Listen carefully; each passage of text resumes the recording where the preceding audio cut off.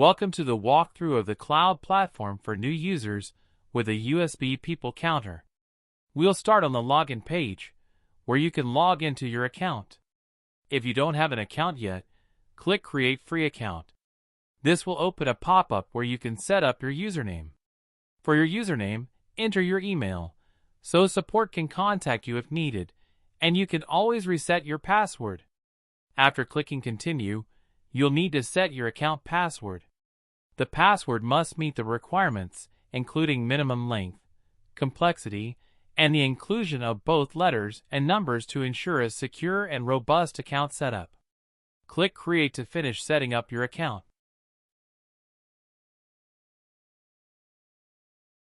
You'll automatically be sent to the Claim page.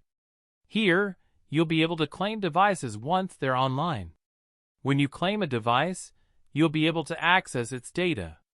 However, since we're using a USB people counter and data needs to be imported manually, we'll skip this step and head over to the Import page. On the Import page, you can either drag and drop .mem files into the screen or click the Upload area to select files from your USB or folder. Once uploaded, they'll appear in a table where you can perform two actions. First, you can save the data to the cloud. If this device isn't claimed yet, it will be claimed automatically, so you can review the data at any time. You can also save the data as an .xlsx file by clicking the respective button. After claiming the device, you can rename it on the Devices page under the Settings tab. Click on the device in the table to view its details, where you can change the name of the device and the counter A and B labels.